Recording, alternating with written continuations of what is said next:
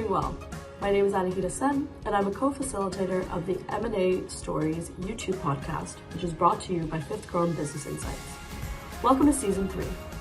The theme of this season is culture and its impact on M&A integration. Culture is one of the biggest challenges that face an M&A integration, and this challenge couldn't get any bigger as more companies are pursuing M&A based on people and culture. That is why it is important to understand, internalize, respect, and develop a clear plan of action on how to handle culture in M&A. In this season, we will be interviewing industry leaders from across the globe to hear their stories on how they address culture in an M&A integration. So here we go with today's episode. Our guest today is Sarah Rodgers, who is a senior M&A practitioner based in the US. Hey, Sarah, good to see you. Welcome to our show today. How is the weather in your part of the world? Good afternoon. It is cold. It's almost Christmas here in Portland, Maine, and it's a little white and very gray, and it's cold. It's winter boots and down coat day. So, yeah. How about you? Awesome. Yeah, we had a few cold days here, but now, since yesterday, it's been raining, so the temperatures have gone up a bit, and that's all right, because in Amsterdam, we're not really used to those cold days anyways, but it's good to have them every now and then. So, but it's good to see you after a few months here. Yeah, I know. It's been a few months. It's nice to see you. Ready for the holidays, I hope. Awesome. All right. So let's get started with an introduction from your side. Sure, happy to. So, Arnav, I know we've known each other for a while, but I'm big in the M&A space. Don't focus necessarily on the deal side, but I get very involved on designing what the integration looks like, coming up with that long-term strategy and vision for realizing all of the numbers in the entire deal thesis and what that looks like for a company. Been doing that for almost 25 years, and my background is mostly financial services. But the past 7 or 8 years, I have been involved in event management, big one on healthcare. Been doing a lot of healthcare, and I've just stepped back into the fintech world and really enjoying it. So it's a lot of fun. Awesome. And, since you've got so much of experience, you also had mentioned that you have a fair amount of cross-border transactions as well, and you've encountered culture, and culture is a theme of our conversation today. And when we talk about culture here, we talk about the organization culture a lot more than geography culture. What's your take on the importance and the impact of culture in M&A integration? It's huge. The first integration that I did was so early on in my career, and having grown up in Portland, Maine, we merged with this large company down south. And I thought, oh boy, different culture down south. Great. I didn't spend a lot of time down there as a kid. And that was good. And then I worked for, a Canadian bank. I'm like, okay, we got a little bit of a different culture, a little bit of a cross-border thing going on. It was a little bit different. But then I went to work for one of the world's largest banks, and very heavy on the Asian influence. We were over in Europe, South America. So for me, that was a culture I had never been involved in. And it was a very different approach to how to interact with people, how to relate. Working through time zones alone was a challenge, and figuring out what worked for everyone. And it's always a delicate balance. You're not going to make everybody happy, but you do have to figure out what works. Awesome. And I know you've got quite a few stories in your bag today. But before we jump into the stories, what are some of the common challenges or obstacles that organizations face when they encounter culture or cultural integration? Yeah, culture is one of the things that I picked up a little bit later in my career, and how important it was. I remember really early on doing all the acquisitions and the integrations. For me, I found it really important to be on site.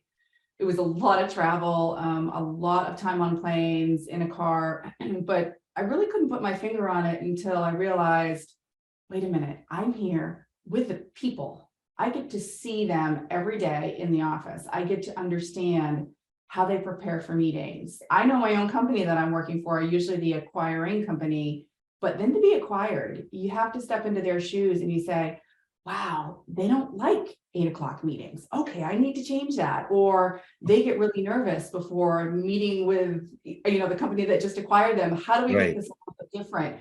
So for me, I found that being on site was really important. And then it started to click that personalities and understanding how the companies work. Because when you're looking at a company, when you're looking at a target, it's really easy to focus on the numbers. Yep. It's easy to look at the revenue. It's easy to look at the synergies. It's easy to look at, okay, why are we doing this? And at the end of the day, it's all about the money and Sure. bringing more to the customer that you serve. Great. But when it comes to actual integration, so much of it is on the people and the culture. Right. And Right. integration, that's often lost. And it's usually when you're putting the numbers together in the deal, you don't understand exactly how the company works, Right. culture perspective. And when that's missed or ignored or put on the back burner or not one of the main focus areas, you can have a lot of challenges. You can have entire departments walk out on you. And Sure. that's Sure. And what you mentioned about, when we had started our careers in the M&A world, culture was not one of the first things that, people like us thought about. But over a period of time, it grew on us. Okay. Why don't we hone in to one of those early days in your career when you started noticing why you need to put more focus on culture? I think it's about 10 years ago. I was working for a large bank and having come from Maine, I've moved across the country twice, find myself in New York City, and I didn't understand, number one, the pace that New York operates. It's like a whole nother planet.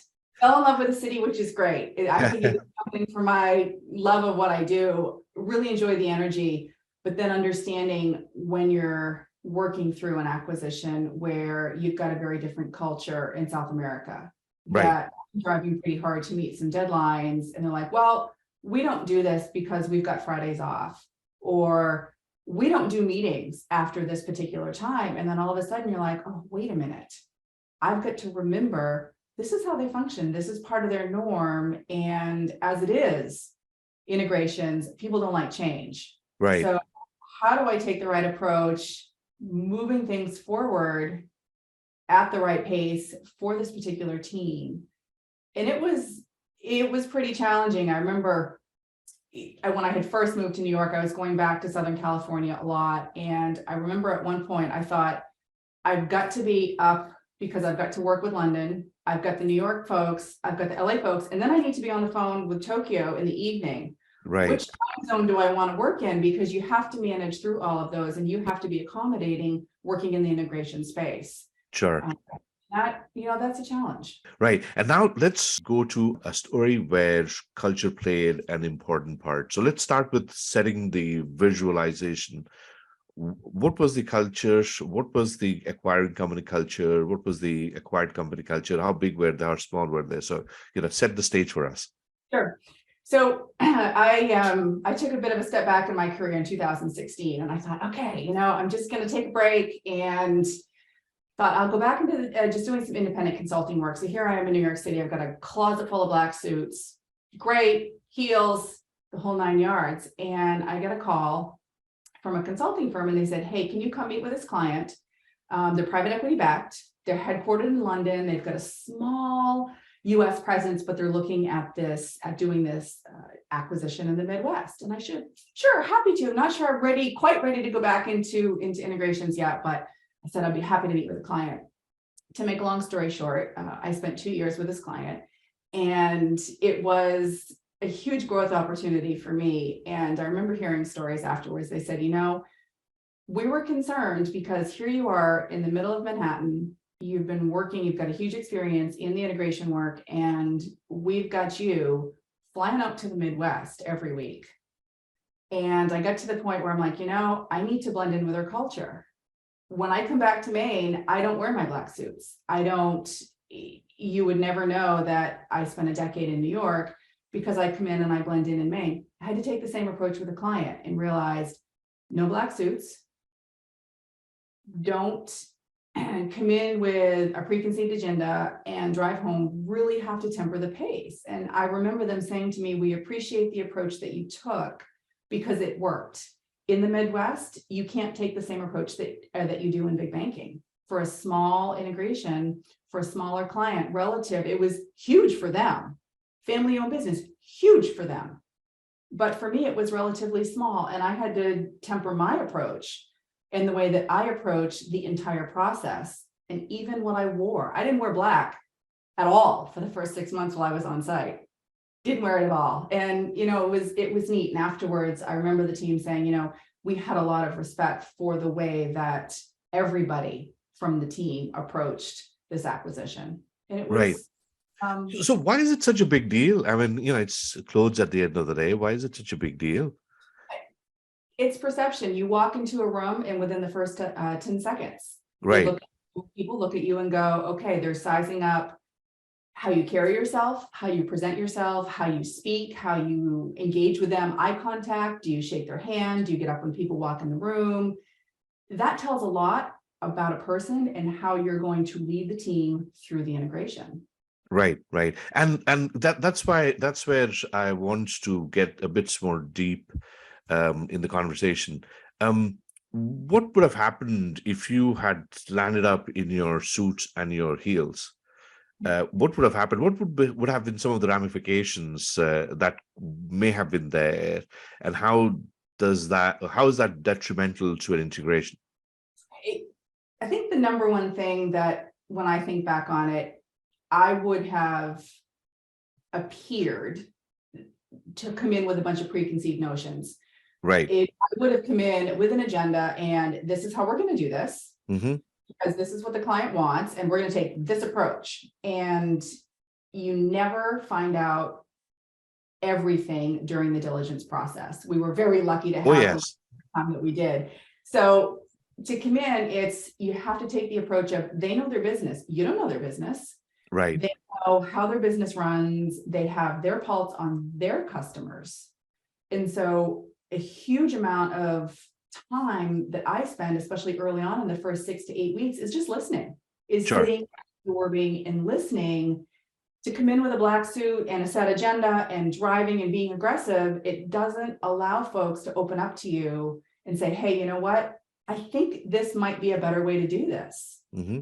I get where we want to go. We're all driving in the same direction, but they had some fantastic ideas. And it took us a while to turn the ship around, but it worked. And we built a far better company with better synergies than we went in with a deal model to begin with. It took us a little bit longer, but it's appearance and presence and approachability. And I think when you come in as a consultant to a smaller company, especially in the Midwest, you've got to be open. Yeah. Anywhere in the country, it's a little bit different, in some of the bigger cities, but you have to be there, you have to be personable, and you have to listen. And appearance is your introductory card to that.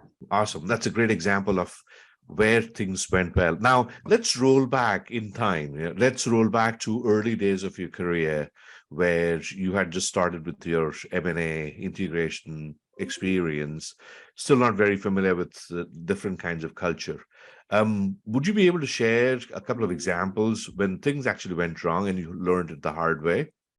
Yeah, 8 years ago, got a few of those stories. Learning the hard way is my favorite. Some days. I remember doing way back, it was probably almost 20 years ago now, that we bought a small bank and I was the integration lead on site. I was going around meeting with different people, and I had kind of left one of the departments to kind of the senior leader, and the ball was dropped and there wasn't any follow-up. And I finally showed up and they're like, dude, it's been 8 weeks. We haven't heard from anybody. And I'm like, oh no, the entire department walked out. Right. With billions of dollars in assets because they took all their customers with them. And it was a big miss. It was a big miss of not making sure that you touched all of the different areas. Some areas require a little bit more hand-holding, a little bit more interaction, but you can't forget, everybody needs to feel valued when going through an integration. And They said, we were going to wait to see what happened, and you've told us exactly how this is going to happen, and we're done. And I was like, ouch, that really hurt. Right. That's one of the things, isn't it? It's the building the trust. It's showing respect. It's your ability to listen to them, or at least make them feel that they're being listened to. I think those are very important parts of culture. Now, obviously, there are lots of lessons that you learned from that experience, right? Why does it escalate so quickly? And the other thing is, you talked about billions of dollars walking out of the door, right?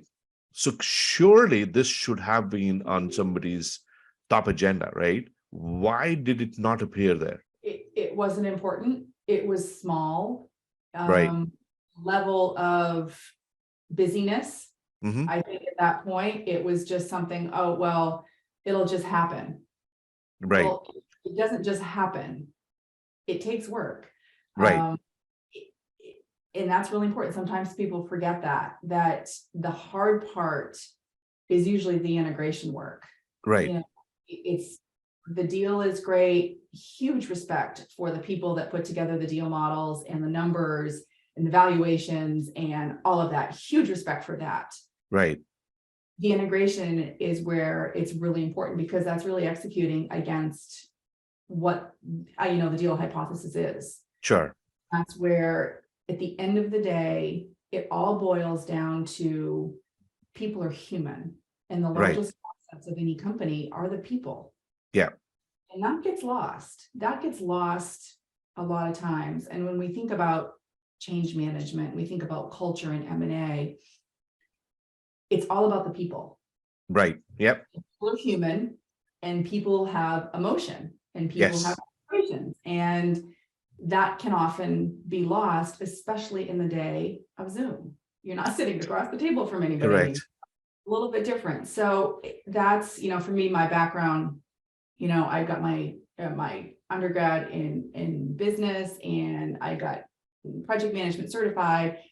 But for me, that was great. But the human element was what was missing. Right. That has really come to the forefront over the past couple of years for me. Is really, it's all about the people, and making sure, we've got one of the things that I love about M&A is you've got the art of the deal and how are you going to do this integration, and then you can rely on the project management to go through the execution, but the people is often left out. Gotcha. Shifting gears here and getting into the people aspect, right? I know a lot of organizations have realized the importance of people, and yet a large number of them end up doing lip service, right? So what are some of the good practices where you've seen that people have actually understood and taking positive actions to make it happen, versus where they're just calling the HR department, people and culture department, and that's the end of it? Spending time with people, Okay. showing care and concern. Years ago, we had to do a fairly significant layoff, and it's happened a couple times in my career, and I've seen it done a number of different ways. And when people are treated with respect, with transparent communication and support, Right. that is huge. When you're a number on a spreadsheet with a salary attached to it in a very large organization, it is hard to have that personal touch, but empowering those managers on a day-to-day basis to support the team through that change is huge. Right. Gotcha.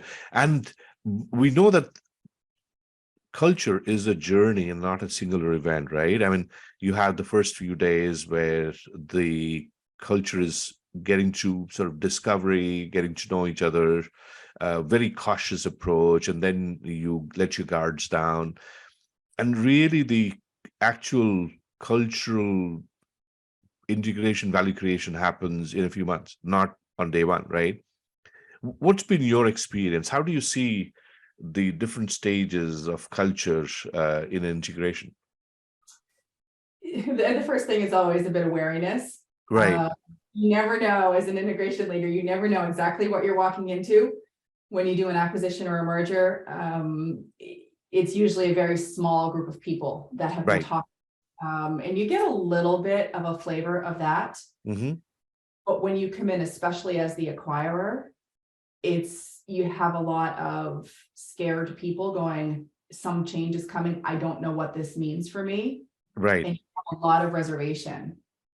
And then sometimes, you'll see when a vision is shared for why the deal has been done and the vision for the combined company, that goes a long way to getting people on board. But when you don't have that type of communication and transparency and discussion early on in the deal, people are left with a gap of, well, I don't know what's happening to me. And sometimes they get very protective.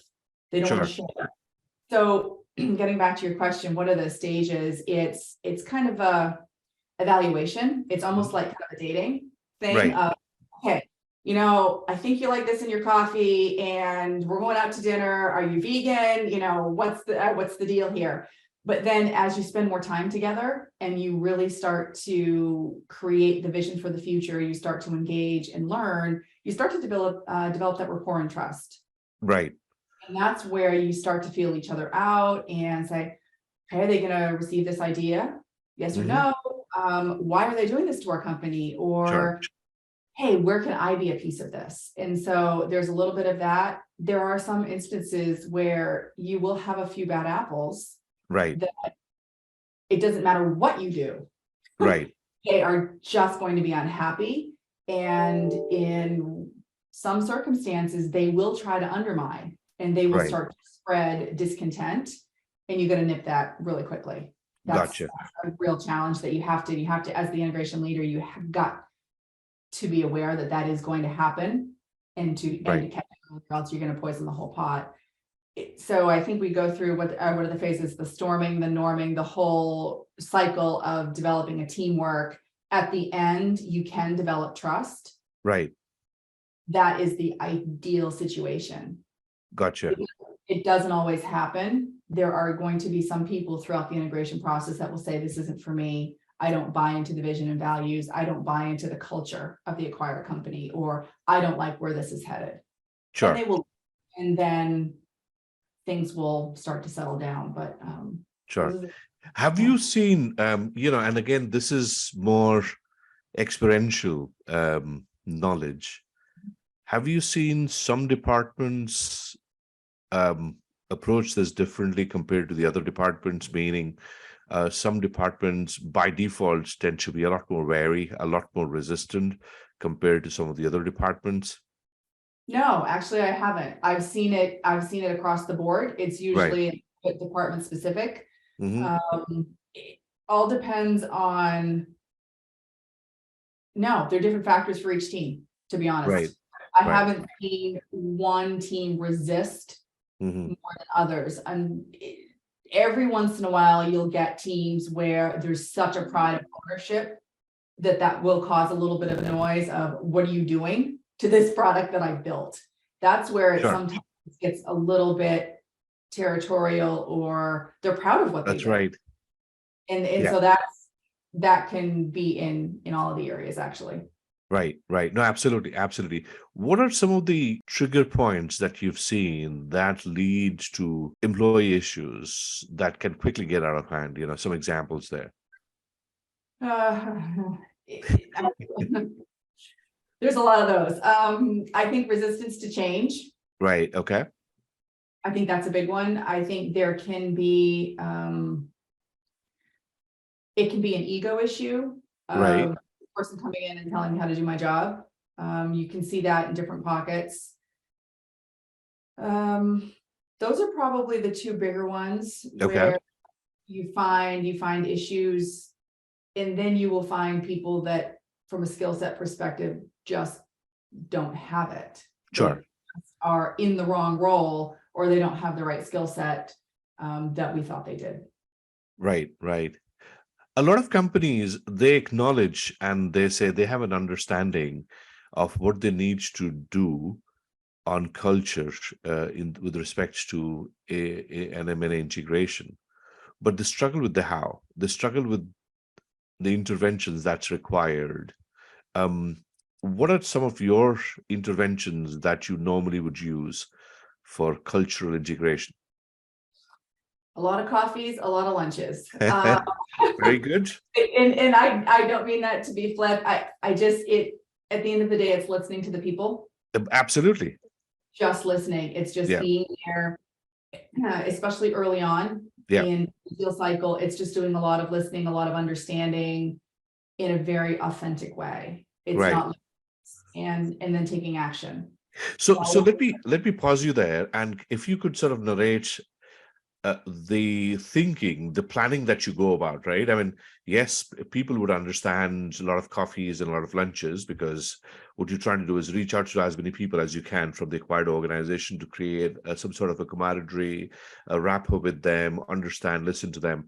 But how do you go about planning, right? So let's say you are part of a large company that's acquired a small company in somewhere in the Midwest, right? I mean, and I'm not saying that particular company, but I'm just saying Midwest. How would you go about, who are the people that you need to have coffee with, or who are the people that you would need to have dinner with or lunch with? How do you go about planning all of that?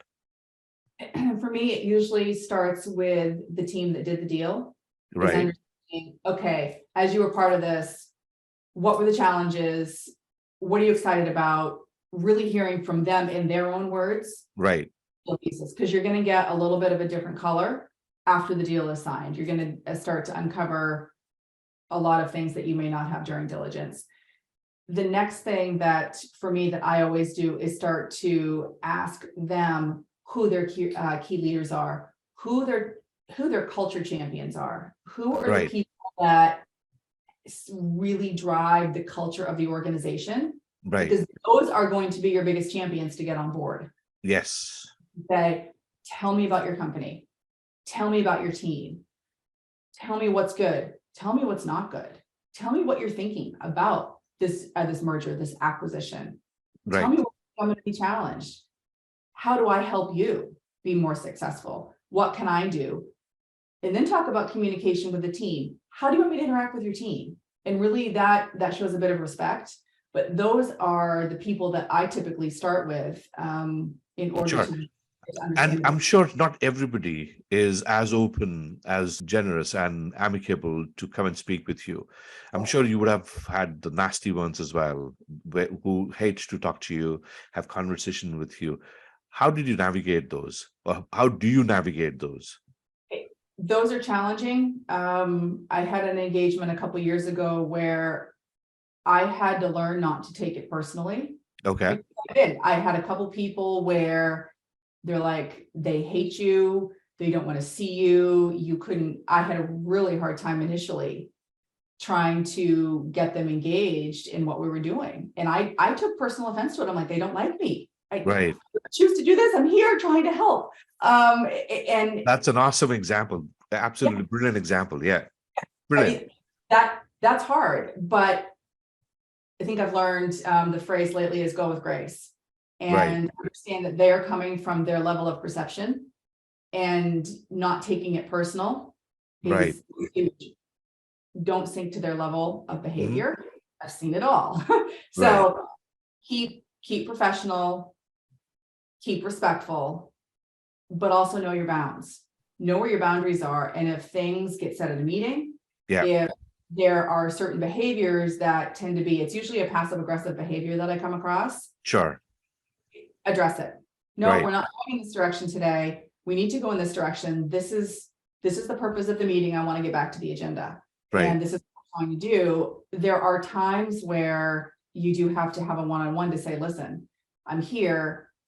I can't have you derailing the meeting. This isn't going to work. If something's not going to work here, how do we either work around it? What do we need to do things differently? And sometimes you do have to address it head on. Brilliant. Brilliant. Are there interventions that you're not very fond of, or that you don't see a lot of impact coming from? There have been times where we've had to let people go. Okay. Because of behavior. That has been really hard. I'm not a fan of, for lack of a better term, public shaming. I don't, to make people feel embarrassed is not the way to go. Yeah.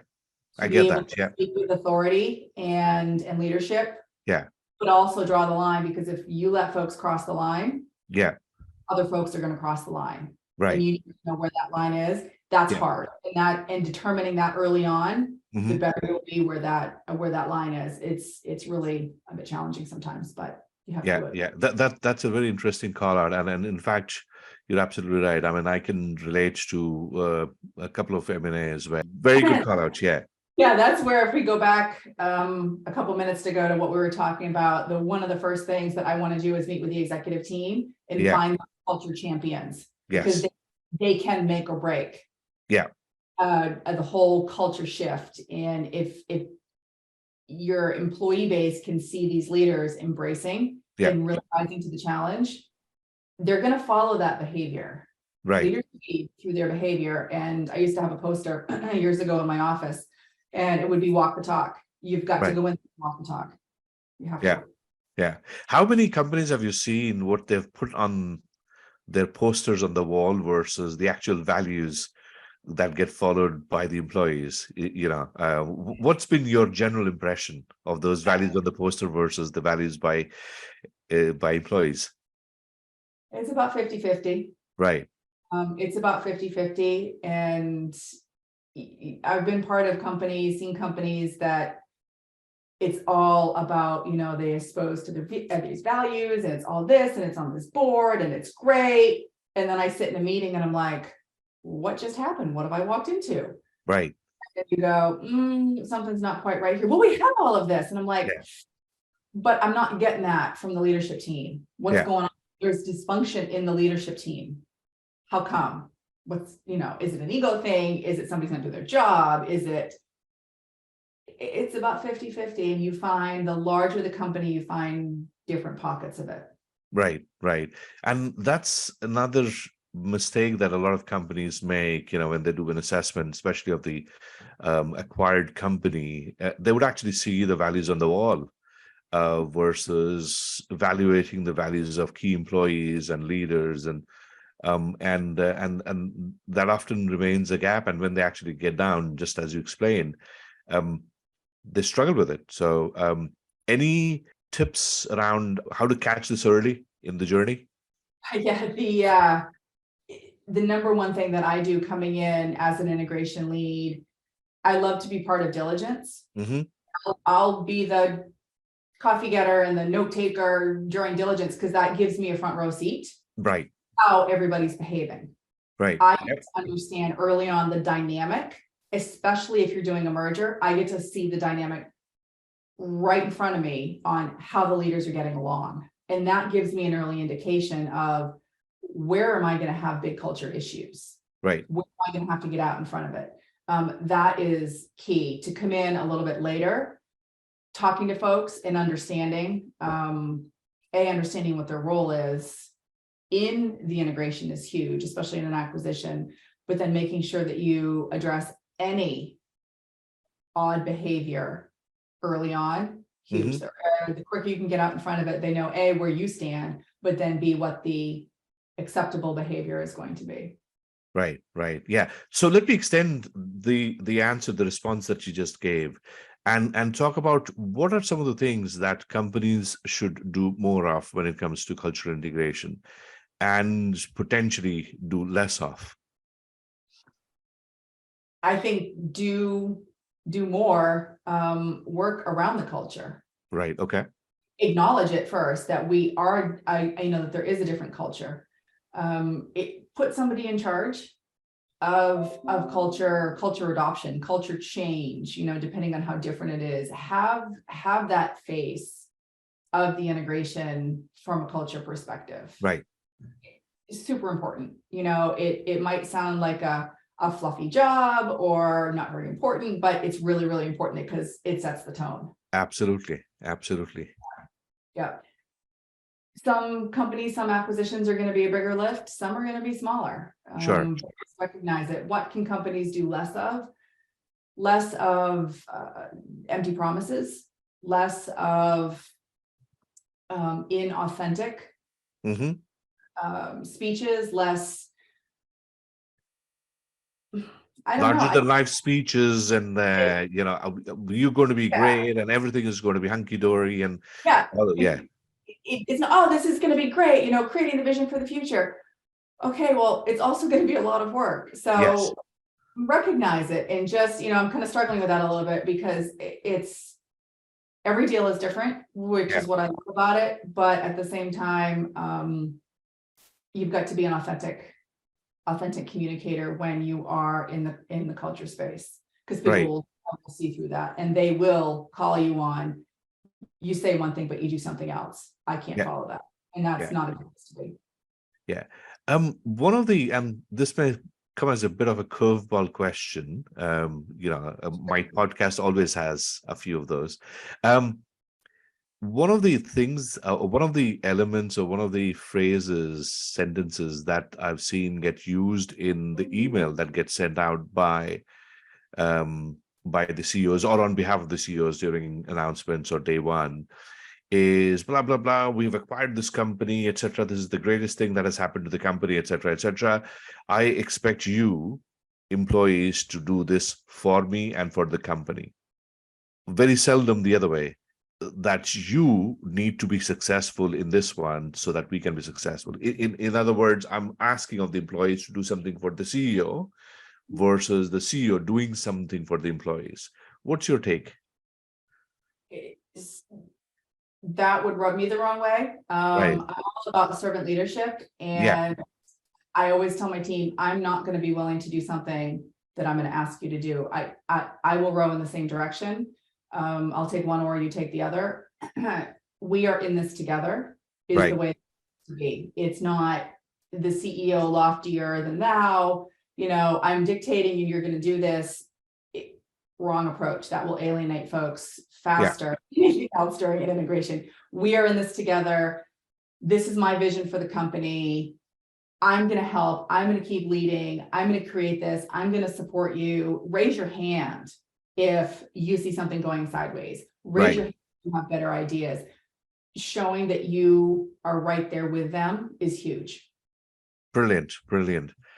What are some of the tools, techniques, websites, books that you may have read and enhanced your expertise in this area?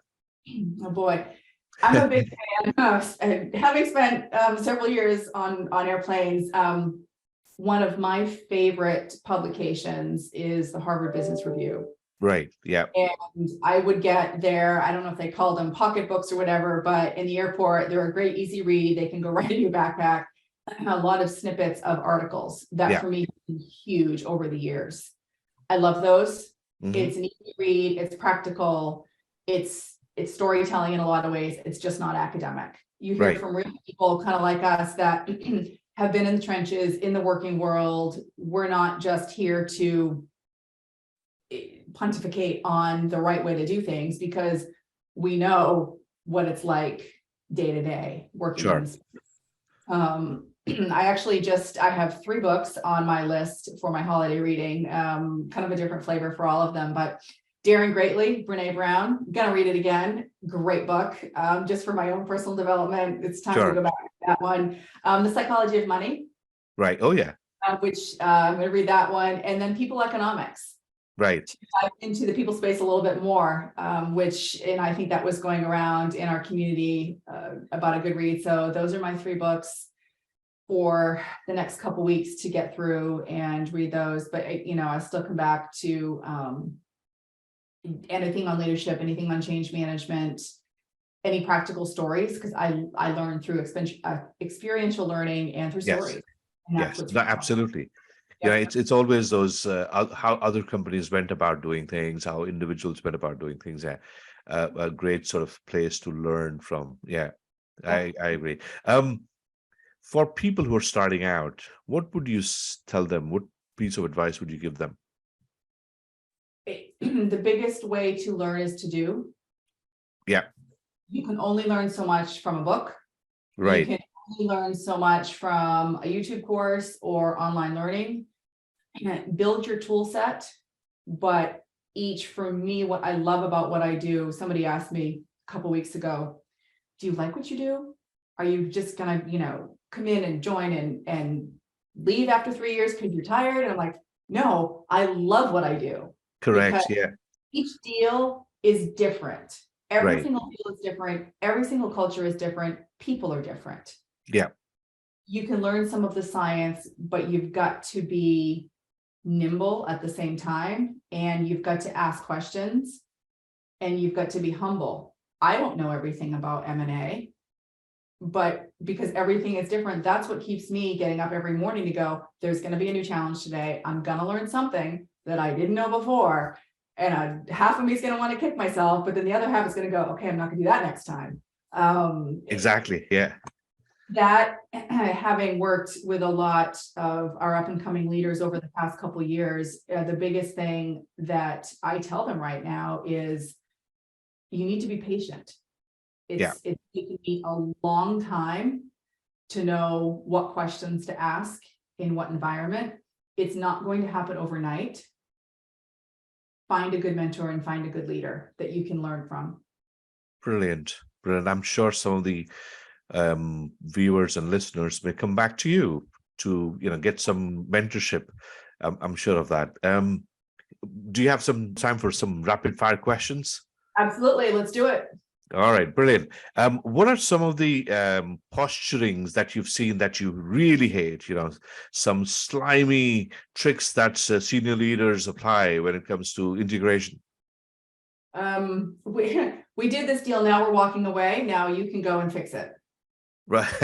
Drives me absolutely crazy. I think it's that we did the numbers. Yay, go.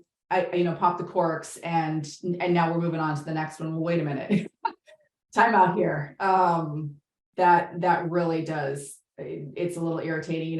There's a nice handoff and things like that, but to the level of arrogance, I think kind of gets to me after a while. I couldn't agree more with you there. Arrogance is literally something that puts me off big time. What behaviors would you want to see more of, or would you encourage in an M&A integration? Partnership. Okay. I think is a big one. Being partners when you go through, especially a merger of equals, understanding that it is a partnership is huge, and rowing in the same direction. And knowing there's going to be some times where you might have been a leader before, that you're going to have to be a leader, and then you're going to have to be a supporter and follower, and understand that's a change. And sometimes it's hard for people. Awesome. What would be that one condition that you consider completely non-negotiable when it comes to culture in M&A integration? If there is a lack of, shall I say, walking the talk from senior leadership. Right. Absolutely the worst, because you can't turn around a culture or you can't support a culture or drive a culture when you have your senior folks saying one thing and doing something else. Right. Absolutely. Yeah. I would say that is the worst thing that I've had to overcome, and that's tough. Last question before we end the show today. What makes you tick? What makes you get up in the morning and be excited about mergers and acquisition integration? I think the thing for me is it's always a new challenge. And I've taken a slightly different approach over the past couple of years of, I love what I do. And I tend to follow my purpose a little bit more, I think, than I did when I was younger, to say, it's okay to be exactly where I am right now. Right. And knowing that I'm a project manager by heart. I plan and plan and plan, but to be prepared for the unexpected for me is the biggest thing, that I go, okay, this is what I had planned for the day. Something's going to come. I'm going to learn something, and that's great. Sometimes it's like, why? I should have been able to plan for this, but that for me is one of the things that gets me up in the morning. Right now I've got a great team. I enjoy working with them. They're all very different. We've got a great team that brings a lot to the table, and working with the people that I enjoy working with for me is huge. People leave bad bosses. They don't leave bad companies. And that for me is very true. So very true. And one last question. Imagine yourself 15 years back or 20 years back when you started your M&A career, right? And if you had to give advice of your current self to the 15-year-old the 15 years back self of yours, what would you tell that person? Chill out. It'll come in time. Chill out. Chill out. This is, I know it's a little bit cliche, but it is a journey. Right. There is no end. And I remember when I left Wall Street a number of years ago, I remember people saying to me, "You are imploding your career." Right. And I felt a lot of shame in that. And what have I done? I worked so hard. And to be where I am now, it's fine. My career has just took a turn on the journey. Right. Which is exactly what you're supposed to do. There isn't always a clear path. Right. It doesn't have to be one way. And I think, especially for women in M&A or women that are working in this space, you get looked at a little bit differently. And you understand that you can be exactly who you are, and you can be authentic, and you can lead from your heart. And that will make a difference at the end of the day, especially in the M&A space. Brilliant. And that's a very, very nice way to bring closure to this episode. Sarah, as usual, I absolutely thoroughly enjoyed our conversation here, and I'm sure our viewers and listeners would say the same. Thank you so much. My pleasure. Anytime. I hope you guys enjoyed the show today. This show was sponsored by Fifth Chrome, a business strategy advisor in a training company specializing in M&A, post-merger integration, and business strategy. Did you like today's content? If yes, then don't forget to hit the like button. If you heard something interesting, then don't forget to share it with your network and friends.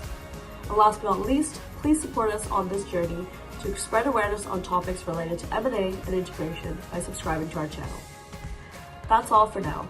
Stay healthy and see you next time. And if you liked this episode, I'm sure you'll also like our latest new tool. It is a quick assessment scorecard to assess the robustness of your M&A integration design. It just takes less than 5 minutes to answer. It is for free and you can get instantaneous recommendation. So visit maintegrationplan.scoreup.com and find out for yourself.